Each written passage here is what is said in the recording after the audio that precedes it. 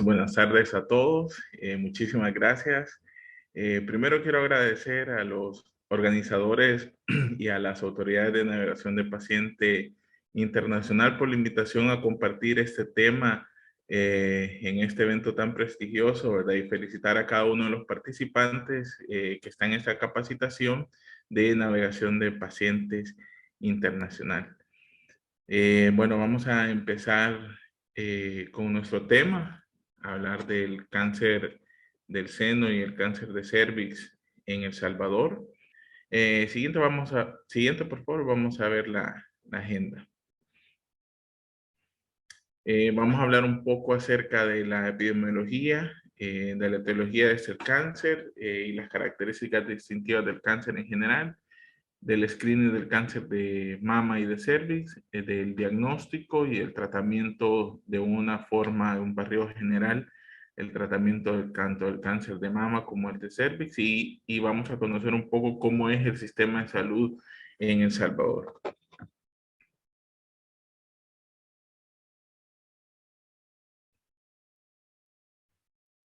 Siguiente, por favor. Bueno, el cáncer de mama y de cervix a nivel mundial forma parte, ¿verdad? Como ya lo hemos visto, de los principales tipos de cáncer que afectan a las mujeres. El cáncer de mama ocupa el primer lugar en las estadísticas de incidencia por cáncer, así también, ¿verdad? Como en algunos casos en la mortalidad. Para el año del 2020 se han diagnosticado más de 2 millones de mujeres con cáncer de mama y esto representa el 24.5 de los tumores malignos que afectan a las mujeres.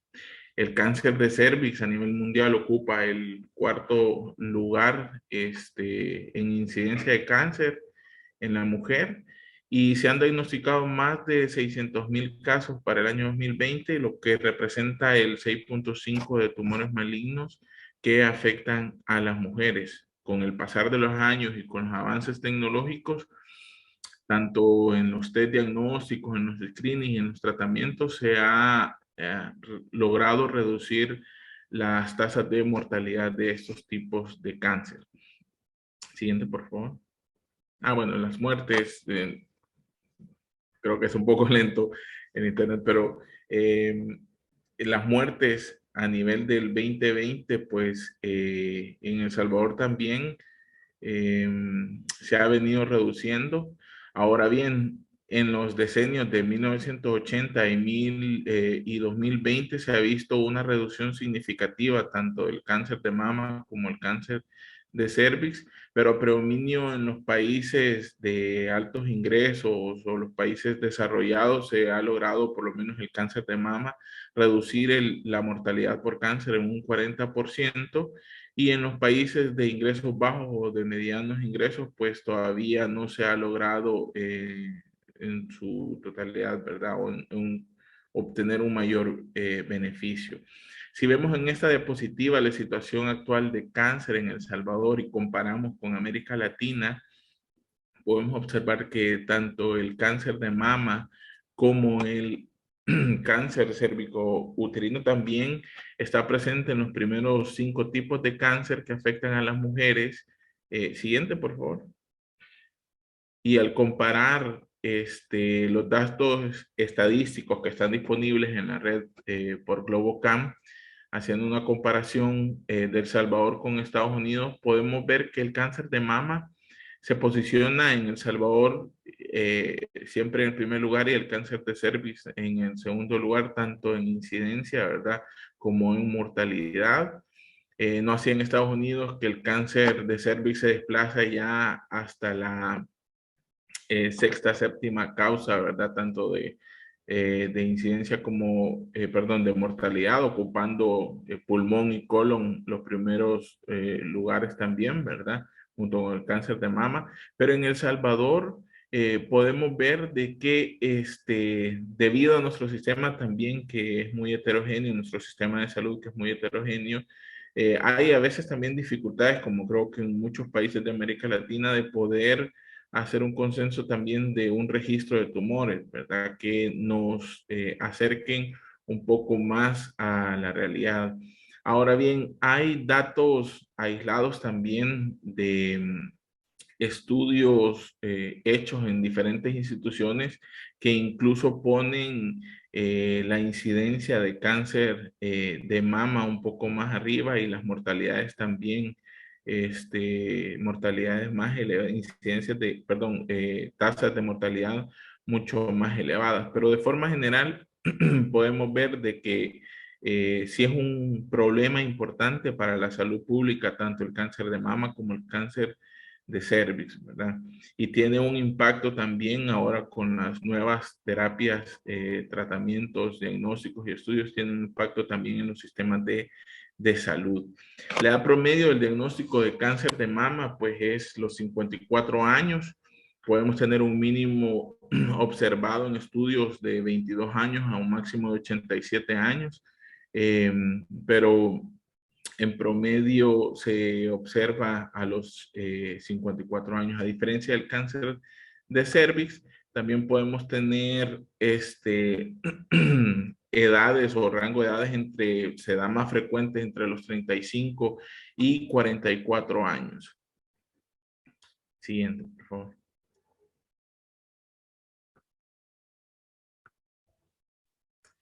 Y bueno, y antes de hablar específicamente de cada tipo de cáncer, es importante saber que existe un amplio consenso de que el cáncer en sí es, en esencia, es una enfermedad genética, ¿verdad? Y que la acumulación de estas alteraciones en el genoma de las células es la base para que el cáncer progrese, para que se progrese de unas lesiones, digamos, premalignas hacia cáncer también. Podemos considerar, ¿verdad?, que el cáncer puede ser de origen hereditario, que corresponde a un 5 o un 10%, o de origen esporádico de un 80-90%, ¿verdad? Cuando hablamos que es de origen hereditario, estamos hablando de que hay mutaciones que se producen en la línea germinal. Quiere decir, o sea, o es decir, mejor dicho, de que estas mutaciones se producen en las células reproductoras como el óvulo o el espermatozoide, y esta se transmite a la descendencia hacia los hijos. Ante una mutación germinal y ante un segundo hit o un segundo golpe de una mutación por factores asociados a esta mutación, se puede dar, como vemos aquí, una mutación somática junto con una mutación germinal, el desarrollo de un tumor. A diferencia del cáncer esporádico, pues como su nombre lo dice, son mutaciones en genes de forma esporádica, están influenciadas, pueden estar influenciadas estas mutaciones a exposiciones, ya sea físicos, químicos, ambientales, a virus, con sus hábitos como el consumo de tabaco o la obesidad, que estos permiten una acumulación de mutaciones en un gen normal y que da paso entonces al desarrollo de un tumor. La siguiente, por favor. En la siguiente diapositiva vemos que Weinberg y Hanahan esquematizan las características que van a distinguir al cáncer, ¿verdad? Estas características distintivas del cáncer permite ver qué tan compleja es esta enfermedad. Y también comprender entonces cada una de estas características permiten el desarrollo de terapias específicas, terapias dirigidas que ayudan en este caso, ¿verdad? O ayudan a combatir esta enfermedad. Ahora, como podemos observar acá hay múltiples características distintivas en las cuales como médico, ¿verdad? Dependiendo del tipo de cáncer, nosotros podemos ir orientando las terapias hacia la característica que mayor exprese los diferentes tipos de cáncer. Siguiente. Hoy sí vamos a entrar a hablar acerca del cáncer de mama. Y como dijimos, el cáncer de mama es un problema grande para la salud pública a nivel mundial. Siguiente, por favor. Y el cáncer de mama, pues puede padecerlo 1 de cada 8 mujeres a lo largo de la vida y también, como dijimos anteriormente, de que las tasas de muerte han disminuido gracias al avance de los test de screening y los tratamientos avanzados. Y el cáncer de mama no solo puede padecerlo la mujer, sino que también el hombre, ¿verdad? Y esto va a representar el 1% de todos los cánceres de mama, el cáncer de mama en el hombre. Siguiente, por favor. Ahora, hay múltiples factores que están asociados con el mayor riesgo de desarrollar cáncer de mama, pero y los factores, digamos, más importantes que se han visto, ¿verdad?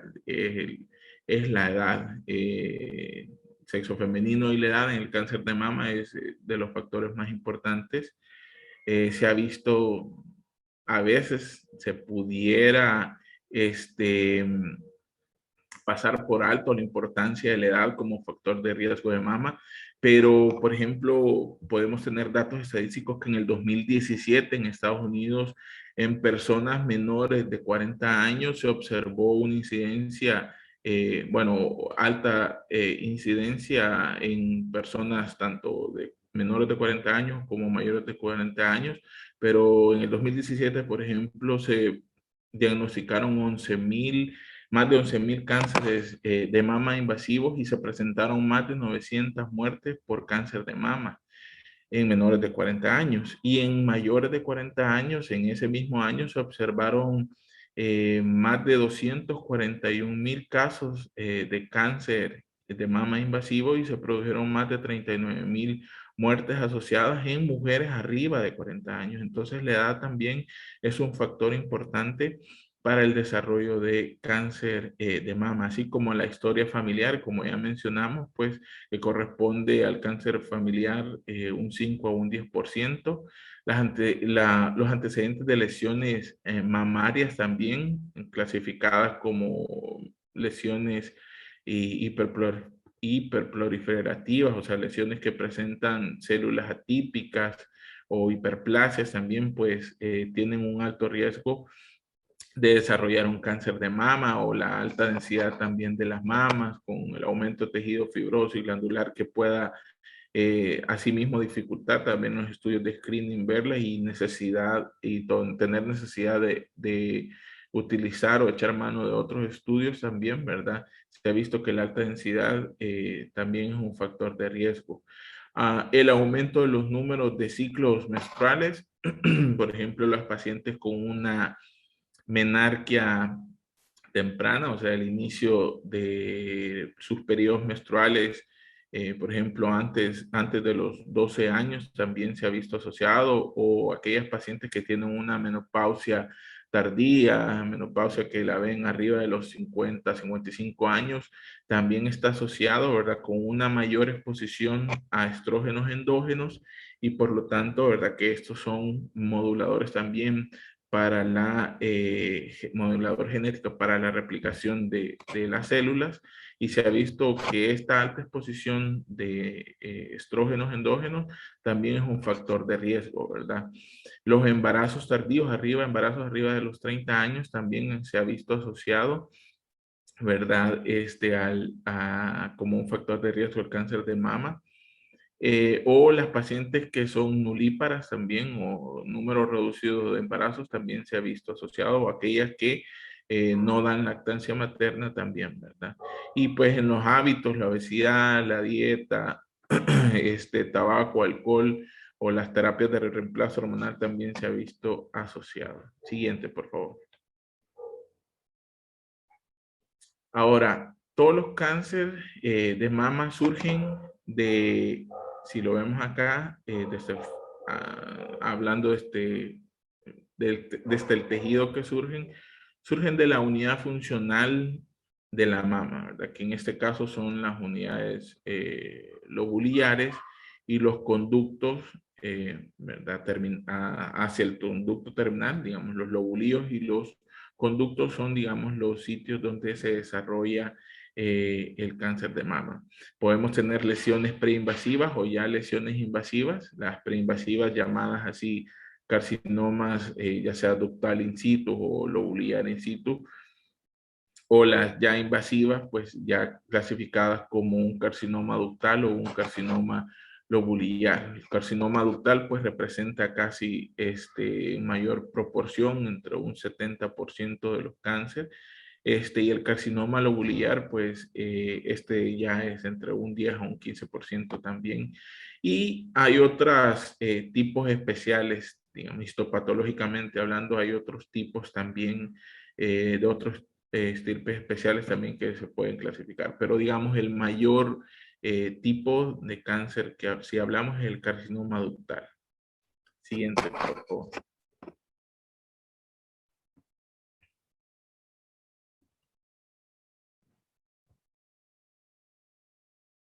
Siguiente, por favor. Creo que,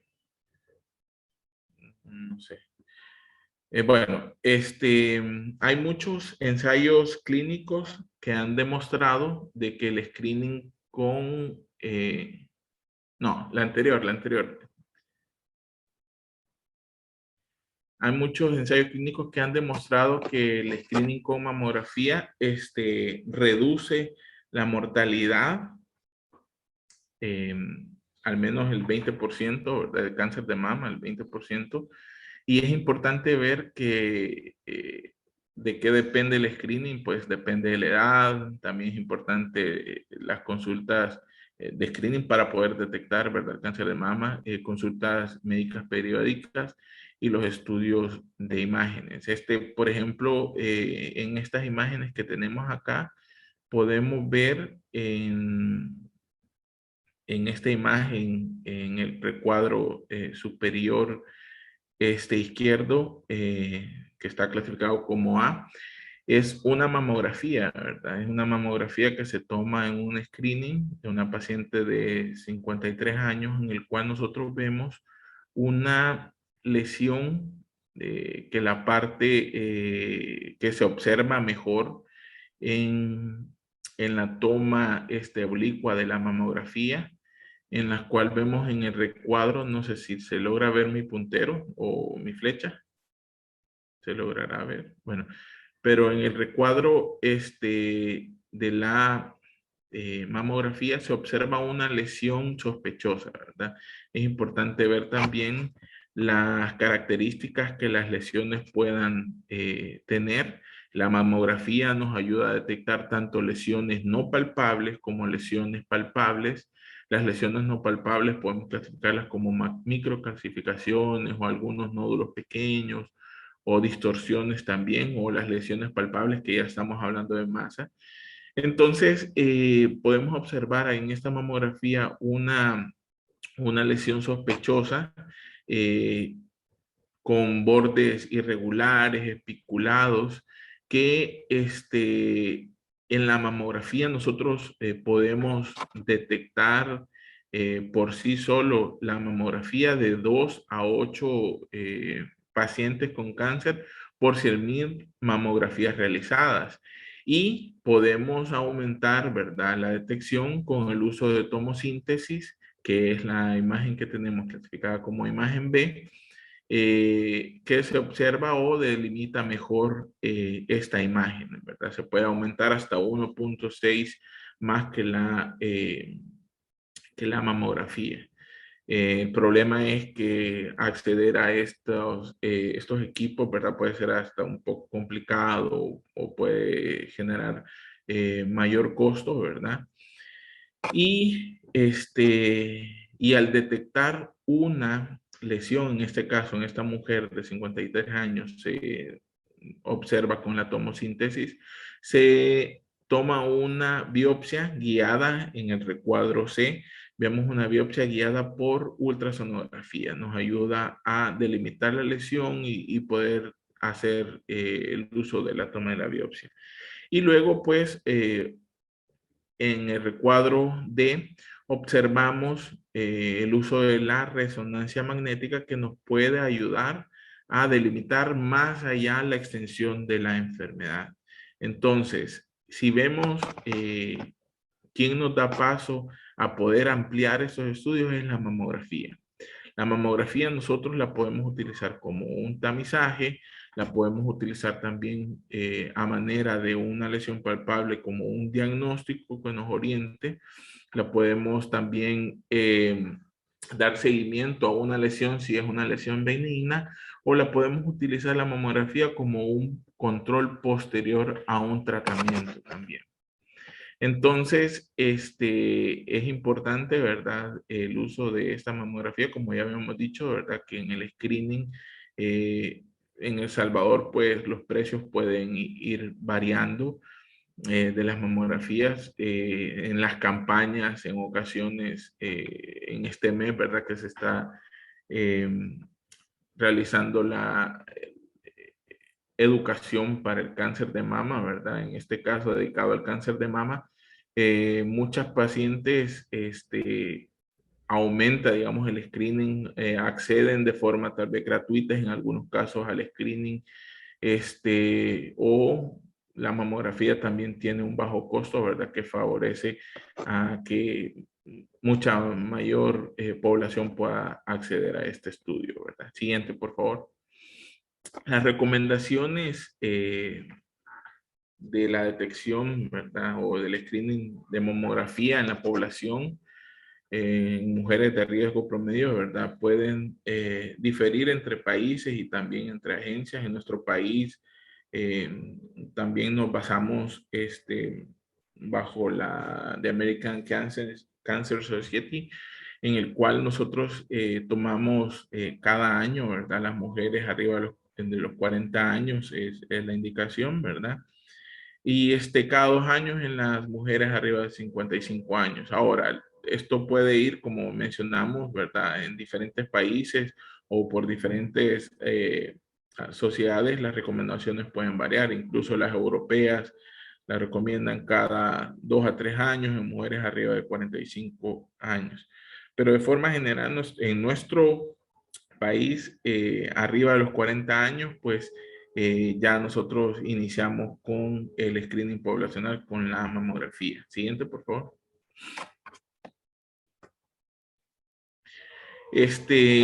Respecto a los signos o síntomas asociados al cáncer de mama, las manifestaciones clínicas, muchas mujeres pudieran experimentar síntomas mamarios o cambios en la mama, ¿verdad? Como un bulto, un dolor localizado, síntomas en el pezón, cambios en la piel o palpar masas axilares, ¿verdad? Entonces es importante de que para esta evaluación de la paciente nosotros tomemos mano de este triple test. Nosotros en el diagnóstico nos basamos en este triple test, en un examen físico, en un estudio de imagen y posteriormente en una toma de biopsia para confirmar el diagnóstico histopatológico. Siguiente.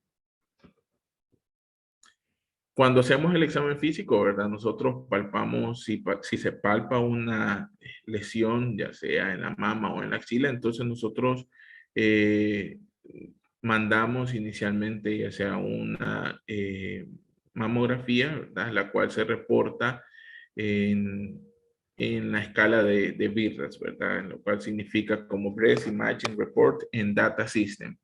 El BIRAP pues nos ayuda a tomar decisiones como médicos para ampliar estudios o para toma de biopsia o para vigilancia estrecha, ¿verdad?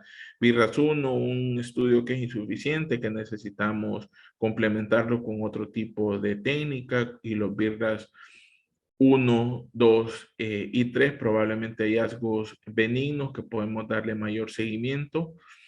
Pero ya los BIRATS 4 con sospecha de malignidad, los BIRATS 4A con sospecha baja, B con sospecha moderada y C con sospecha alta, o en el caso de BIRATS 5 con una sospecha muy alta, ¿verdad? De malignidad, es mandatorio realizar una biopsia, ¿verdad? Y ampliar los estudios, pues, para determinar la extensión de la enfermedad.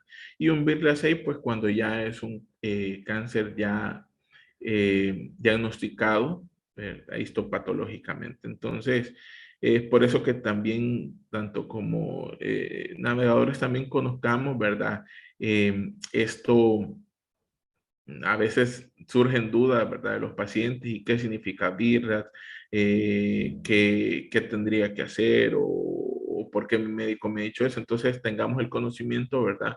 Eh, en este caso, los diferentes tipos de BIRAT y los pasos pues, que nosotros podemos tomar de acuerdo a cada uno de estos. Siguiente, por favor.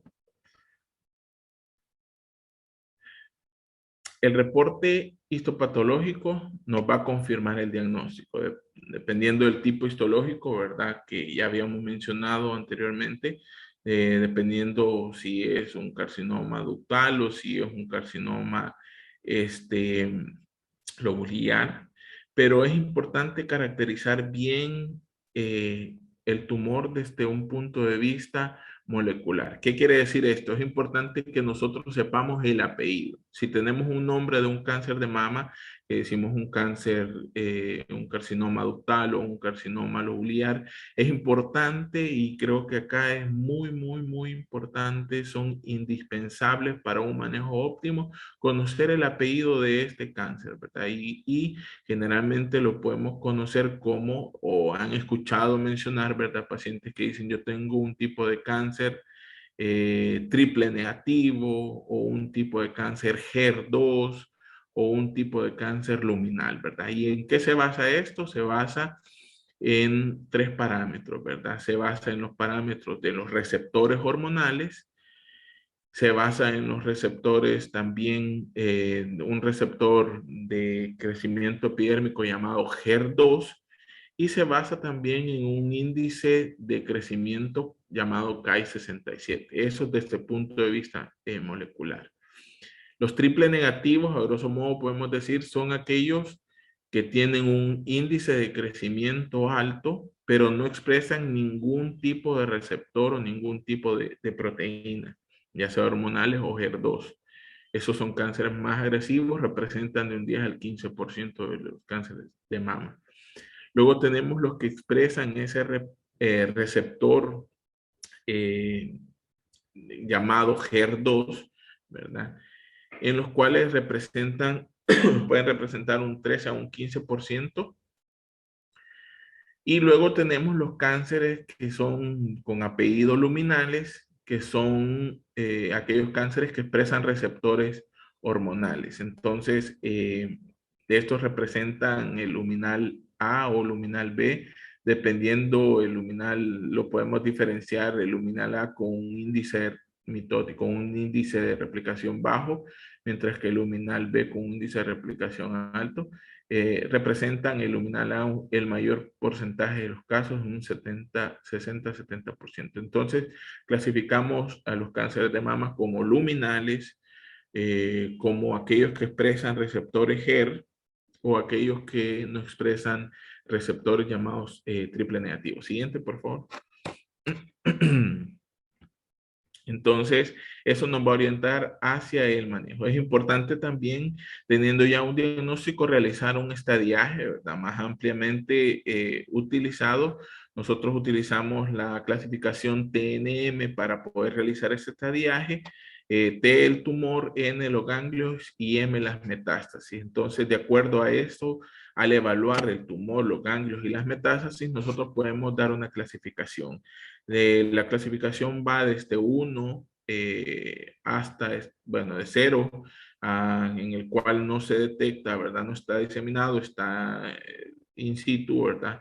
1, 2, que serían estadios tempranos, estadios localizados, y 3 y 4, pues ya son estadios un poco más avanzados, ¿verdad? El 4, cuando se habla de un estadio 4, estamos hablando ya de un estadio metastásico, que quiere decir de que la enfermedad ha avanzado más allá de la zona regional, ¿verdad? O se ha ido a otros sitios distantes. Siguiente, por favor.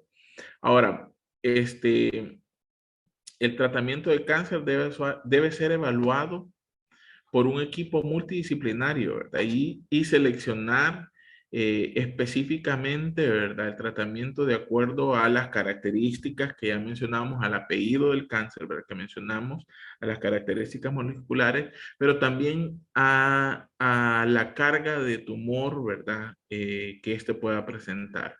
Ya sea, ¿verdad? Como mencionamos, en estadios tempranos, ¿verdad?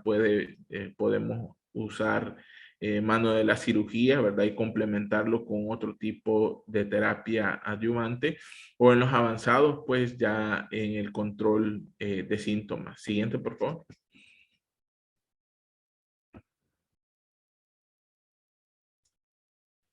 En el caso, ¿verdad? De la terapia en los estadios tempranos, como ya mencionamos, eh, podemos utilizar tanto la cirugía ya sea cirugía conservadora o cirugía radical, conservadora con complementación de tratar terapia radiante, ¿verdad?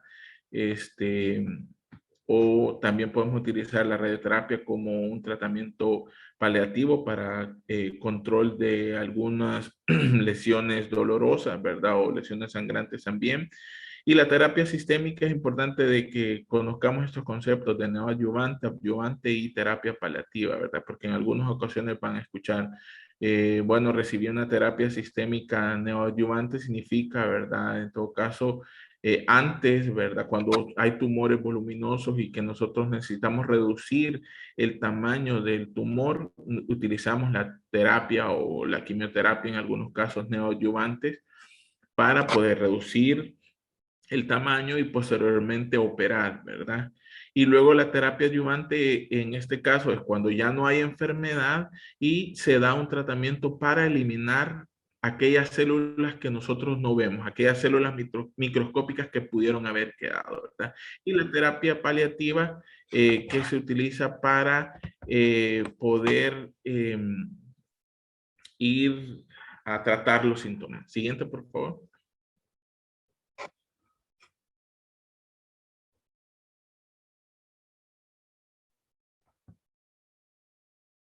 Aquí, como habían visto, para el tratamiento sistémico, en el caso de los luminales A y B, nosotros podemos utilizar quimioterapia, podemos utilizar terapia endocrina, ¿verdad? La quimioterapia, bueno, perdón, en la quimioterapia, pues podemos utilizar, hay diferentes tipos de fármacos y uno de los quizás, en la quimioterapia la gente escucha hablar es la famosa em, quimioterapia rojita, ¿verdad? Que es la que hace que se caiga el pelo, ¿verdad? Que tenga muchos síntomas. Es la que se utiliza la quimioterapia, ¿verdad? Y la terapia endocrina, que ya estamos hablando de tamoxifeno, anastrozol, ¿verdad? Dependiendo, como habíamos mencionado, los luminales o los agentes dirigidos. Estos agentes cuando ya presentan una progresión de la enfermedad, podemos utilizarlo como unas segundas o terceras líneas. En los cánceres de tipo que sobreexpresan este receptor GER, pues ya tenemos el uso de la quimioterapia, la terapia endocrina también, y el uso también de terapia dirigida, como el famoso trastuzumab o el pertuzumab, que permite un doble bloqueo de este receptor, o el TDM1, que es un anticuerpo monoclonal asociado a un agente que mata las células, ¿verdad? O en el caso de las triple negativas, quimioterapia, inmunoterapia, o en los casos de la línea germinal, los inhibidores. Siguiente, por favor. Eso respecto al cáncer de mama. Si hablamos del cáncer de cervix, y nos vamos a entrar en este tema, ¿verdad? Eh, Siguiente, por favor.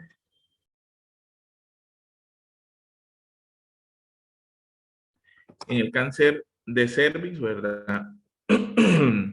Es importante ver de que la disminución eh, es principalmente resultado, ¿verdad? De la mortalidad, es principalmente resultado de la adopción de programas de detección de rutina, ¿verdad? Las tasas de mortalidad se vieron disminuidas gracias al impacto también de la detección por medio del Papa Nicolau o la citología vaginal, ¿verdad? Que reduce en sí, ¿verdad? o detecta lesiones premalignas también, ¿verdad? Y que se pueden tratar y de esta manera tratar de una forma temprana. Los factores de riesgo asociados al cáncer de cervix, nosotros podemos ver, eh, me parece de que está relacionado tanto al virus del papiloma humano y no relacionado al virus del papiloma humano. Casi un 99% de los cánceres de cervix están relacionados al virus del papiloma humano, ¿verdad? Y pues hay un porcentaje menor no relacionado al papiloma humano. Los factores de riesgo pues son inicio temprano de las relaciones sexuales, múltiples parejas sexuales también o parejas de alto riesgo, edad temprana del primer parto, ¿verdad? O multiparidad, porque esto hace de que el cuello uterino produzca una mayor eversión y de tal manera, ¿verdad? De que exponga más la zona de transición, ¿verdad? A la exposición del BPH, ¿verdad? La inmunosupresión, ¿verdad? Porque el sistema inmune también es muy importante en controlar o vigilar esas células malignas, ¿verdad? En los pacientes inmunosuprimidos también son propensos, ¿verdad? A padecer de cáncer, ¿verdad? Histopatológicamente, nosotros podemos decir, ¿verdad? O podemos dividir el cáncer en carcinomas de células escamosas o adenocarcinomas. El carcinoma de células escamosas representa el mayor porcentaje, entre un 70-75%, y el adenocarcinoma representa un menor porcentaje, entre un 10 a un 15% puede representar. Y hay otros tipos, ¿verdad? También asociados, pero el mayor porcentaje es el carcinoma de células escamosas. Siguiente, por favor. Los exámenes, ¿verdad? Detección del cáncer del cuello uterino, ¿verdad? Tenemos acá y el screening, ¿verdad? El cáncer de cervix es la citología vaginal y la prueba de detección del virus del papiloma humano, ¿verdad? La citología vaginal, en este caso, nos ayuda, ¿verdad? A realizar por decirlo así, un raspado del sitio, tanto del cuello uterino, ¿verdad? Un poco más profundo de la zona de transición, donde se da en su mayor porcentaje el cáncer, ¿verdad? De cervix, nos permite obtener células del cuello uterino, ¿verdad? De tal manera que nosotros podamos ponerla en un microscopio y observar las características de esta célula, ¿verdad? Y la prueba de BPH, pues una prueba genómica en el cual nos permita también por medio de un cepillo obtener una muestra del cuello uterino, ¿verdad? Y hacer un estudio ya genético para la detección de este tipo de virus, ¿verdad? Los virus del papiloma humano se expresan en números y quizás de los más agresivos y en los cuales se ha visto mayor detección del cáncer es el número 16 y 18, el virus del BPH 16 y 18. Siguiente, por favor.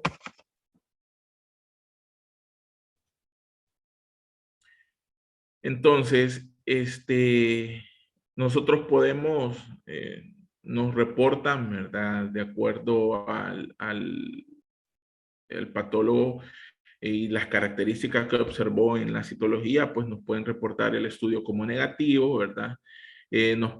Pudieran reportar, ya sea por medio del sistema de Bethesda, que es como ellos lo reportan, ¿verdad? Como lesiones intraepiteliales, ya sea de bajo grado, o lesiones intraepiteliales escamosas de alto grado, o células glandulares atípicas, o las pueden reportar también por medio del otro sistema llamado, si han escuchado algunos, ¿verdad? Los famosos NIC, NIC 1, NIC 2, NIC 3, ¿verdad?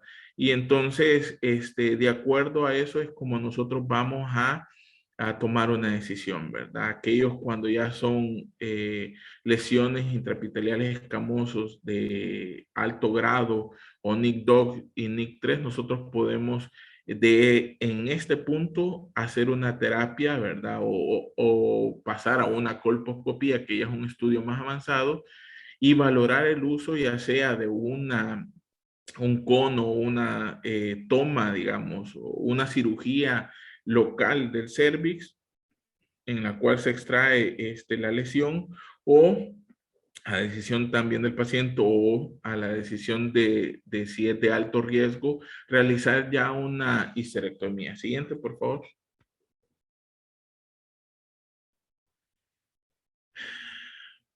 La enfermedad preinvasiva, ¿verdad? Se suele detectar mediante el cribado que ya mencionamos, ¿verdad? Y tomar decisiones importantes. Pero en este caso, en la enfermedad invasiva temprana, puede estar no asociado a ningún síntoma, ¿verdad? Pero también se puede detectar en estudios, ¿verdad? En los screening. Y el síntoma más temprano del cáncer de cuello uterino, pues podemos tener un sangrado anormal, vaginal, ¿verdad? Que puede ser durante el coito, después del coito, durante duchas vaginales, asociado también a secreciones vaginales malolientes, ¿verdad? También. Y esto, ¿verdad? También puede estar asociado a dolor. El dolor nos puede orientar a que la enfermedad está un poco más locorregionalmente invasiva, ¿verdad? Pudiera estar asociado también a inflamación de los miembros inferiores o algo que nosotros llamamos hidronefrosis, ¿verdad? Que está asociado a una etapa más avanzada, ¿verdad? Y los tumores, pues muy avanzados pueden tener también, ¿verdad? Un poco más de complicaciones porque infiltran otros tejidos, afectar a la vejiga, afectar al recto también, ¿verdad? Y extenderse a otros sitios, ¿verdad? Y eso nos pueden dar múltiples síntomas. Siguiente, por favor.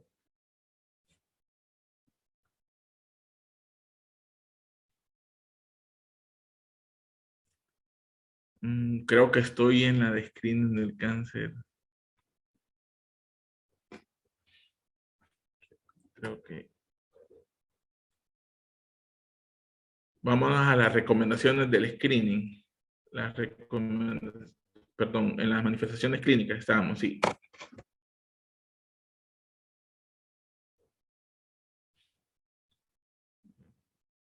Ok, en las manifestaciones clínicas, ok. Ok, siguiente, la del estadiaje.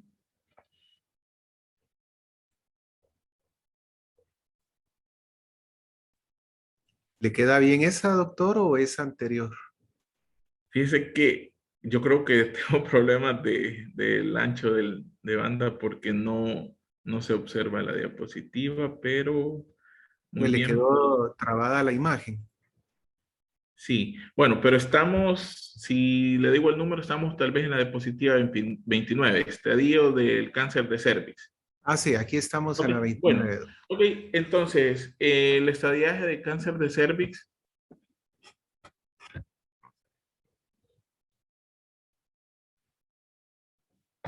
En el estadiaje del cáncer de cervix, acá, ¿verdad? Es importante ver de que tanto la sobrevida, de acuerdo a los estadios, también lo clasificamos en estadios del 1 al 4, ¿verdad? Y podemos observar de que los estadios tempranos están confinados, en el caso del estadio 0-1 está confinado al cuello uterino, ya los estadios 2 se extienden un poco más, ¿verdad? O son tumores de mayor profundidad o mayor tamaño, y ya en los estadios 3 y 4, pues ya son tumores avanzados, ¿verdad? Siguiente, por favor. Entonces, en los estadios tempranos, nosotros podemos utilizar la cirugía, ¿verdad? Dependiendo de la invasión, ya sea el cono, la traqueotomía, o en algunos pacientes de alto riesgo podemos hacer una histerectomía radical, o sea, quitar, como vemos en la imagen también, ¿verdad? Quitar parte de la vagina, del cuello uterino, ovarios, trompefalopio, ¿verdad? O en el caso, ¿verdad? También dar una terapia adyuvante con radioterapia o con terapia sistémica, dependiendo del riesgo del paciente. Siguiente, por favor.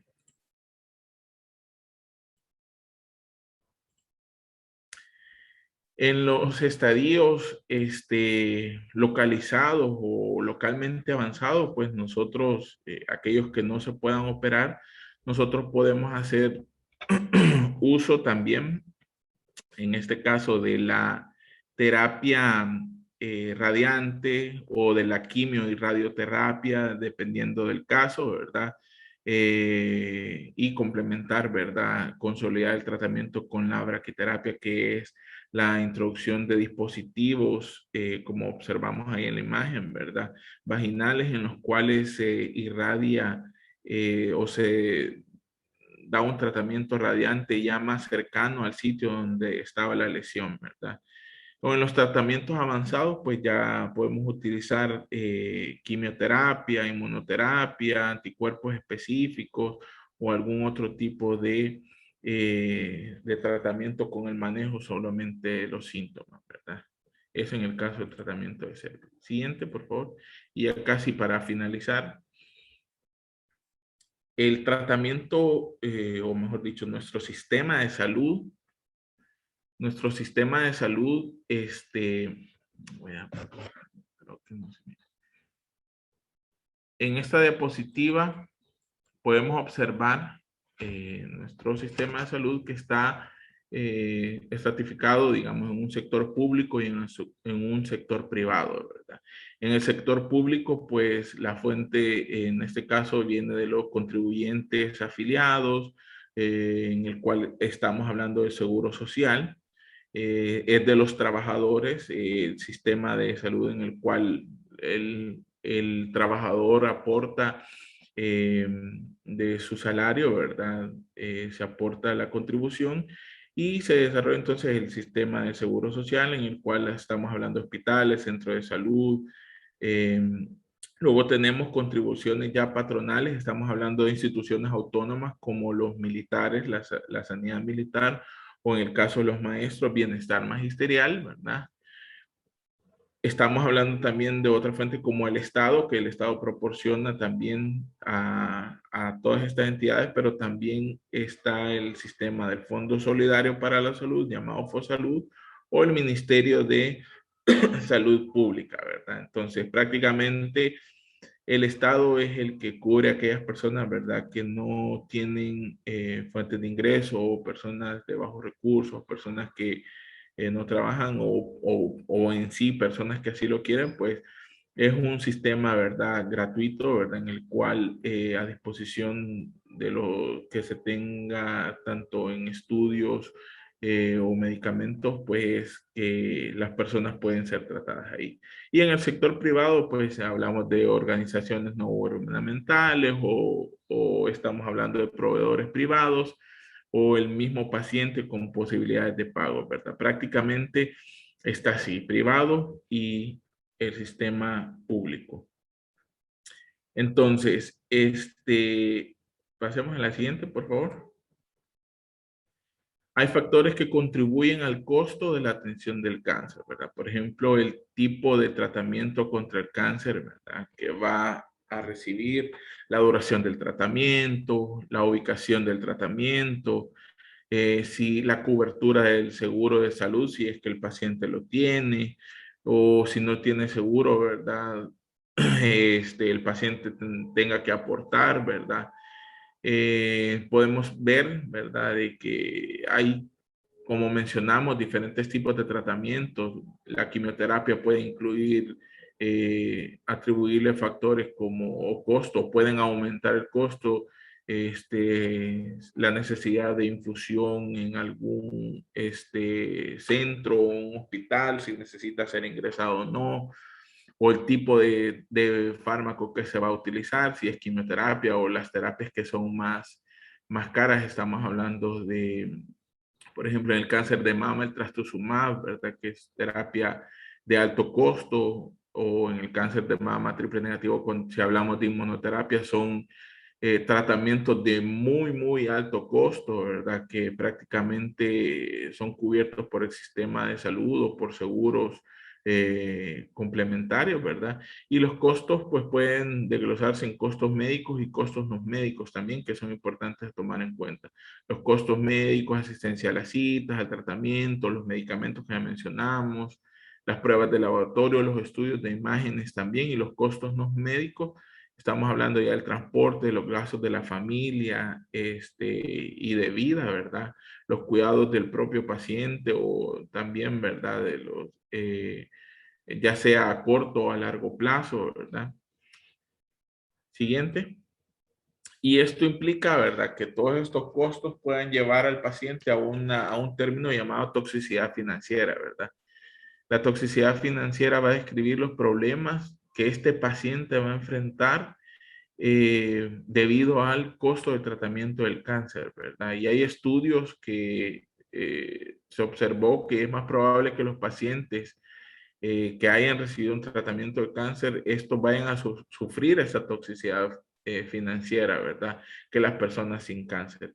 Entonces, ¿por qué, verdad? Porque el tratamiento del cáncer, ¿verdad? Cubrir los costos y tanto ya dijimos costos médicos o no médicos, puede impactar, ¿verdad? En la economía del paciente y afectar su capacidad de trabajar, pagar cuentas, ¿verdad?